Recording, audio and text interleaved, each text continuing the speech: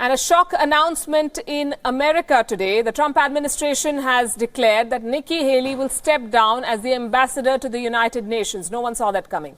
She will be leaving her office in New York by the end of this year. Haley has been governor of South Carolina. She was appointed as the ambassador weeks after Trump won the 2016 presidential election. She's the daughter of Indian immigrants. She was a sharp critic of Donald Trump during the 2016 election campaign. Back in April this year, she clashed with the White House when she prematurely announced a new round of sanctions against Russia at the United Nations. At one point, she'd even suggested that Donald Trump's rhetoric could trigger a world war. One of the most outspoken people on Trump's team. But for now, it seems like all is well at the White House. Putting speculation to rest, Nikki Haley has confirmed that she will not challenge Trump in the 2020 presidential elections. For all of you that are going to ask about 2020, no, I'm not running for 2020. I can promise you what I'll be doing is campaigning for this one. So I look forward to supporting the president in the next elections.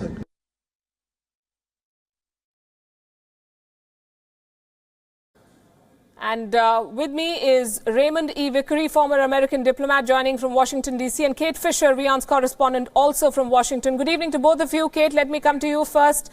Take us through what was said in that joint press briefing by the president and Nikki Haley.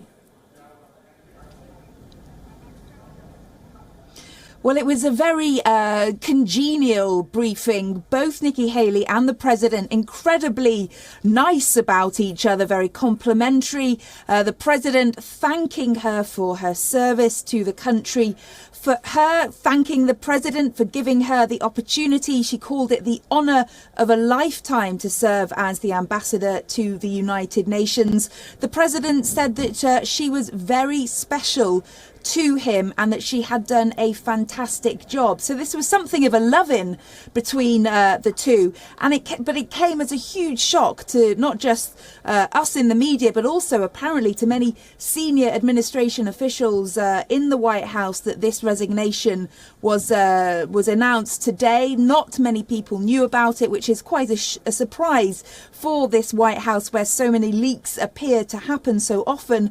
So a big shock for many people, and a very interesting kind of situation that many people that have left this White House in the past have not been treated to this kind of sitting down in chairs next to each other, talking to each other, saying how much they respect one another. It was a very sort of special departure, if you like, something that not many other administration officials have been given, and both of them really stressing how much they appreciated one another and saying that there were no difficulties and this was simply a personal choice on Nikki Haley's behalf. And as you just heard in that clip, she was very, very adamant that she is not doing this because she wants to challenge President Trump for that top job of the presidency. She made it clear that rather she would be supporting him in 2020 for the next general election.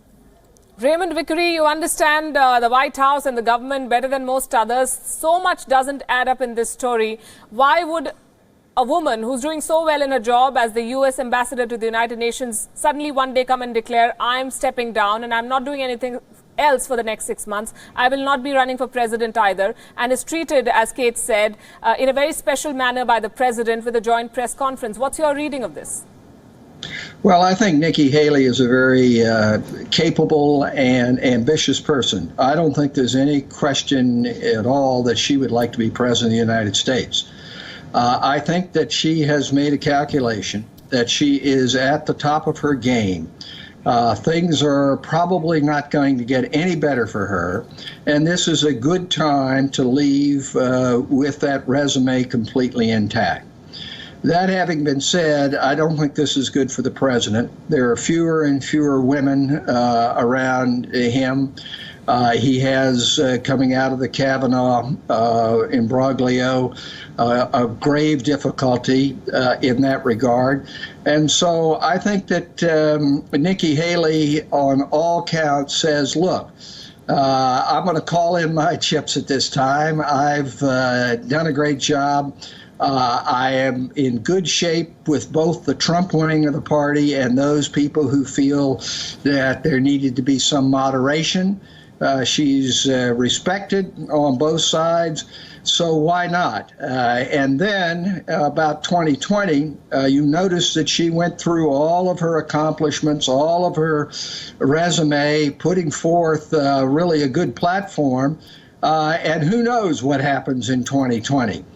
Things are going to get more difficult. The Trump administration has told India that it must go to zero in oil imports by the 4th of November.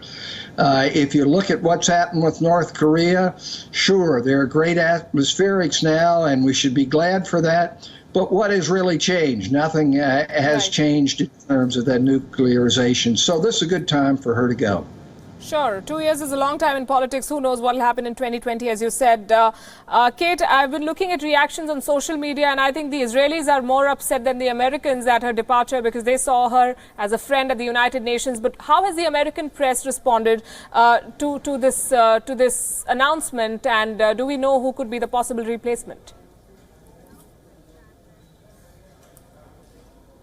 Yeah, well, there has been, as I said, a large amount of shock. Nobody really was expecting this. The media here in Washington have been so focused on the Kavanaugh confirmation process that happened last week, the new Supreme Court Justice being appointed, and nobody had really been thinking much, I think, about the UN and Nikki Haley. So this really did come as a shock to most reporters, I would say, in this city and in this country.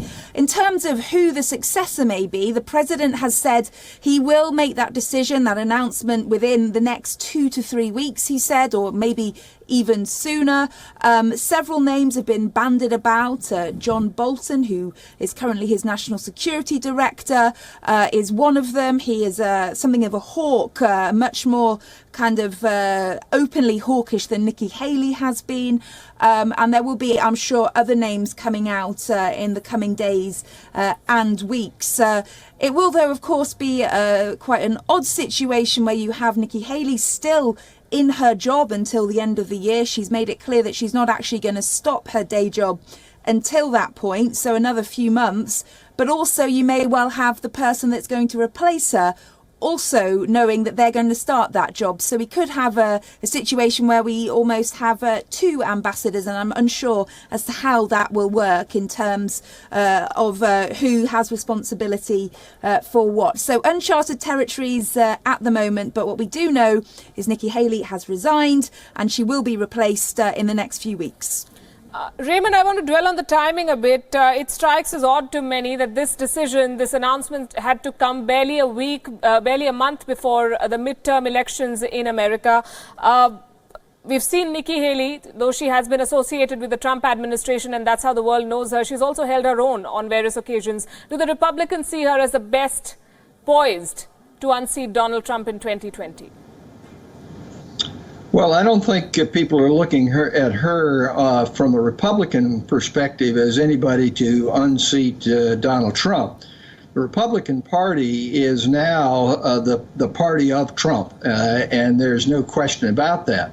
But the timing is curious. I think that coming before the midterms, midterms are still up in the air. It looks like the Democrats will take control of the House and the Senate will remain in Republican hands.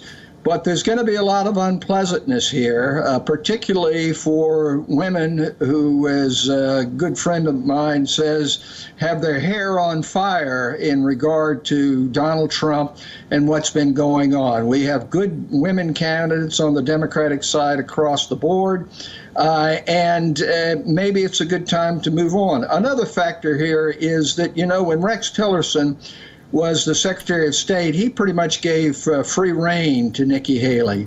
I don't think that's the situation with Mike Pompeo. Mike Pompeo is a very hands-on person, and you'll notice that in the last few months since Secretary Pompeo has been in office, you haven't heard as much about Nikki Haley, and I think that that's a factor as well.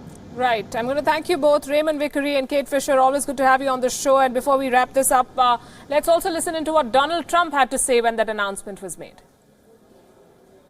Nikki Haley, Ambassador to the United Nations has been very special to me. She's done an incredible job. She's a fantastic person, very importantly, but she also is somebody that gets it. She has been at the United Nations from the beginning with us, right from the beginning, and worked with us on the campaign. It's been really a long time, very intense.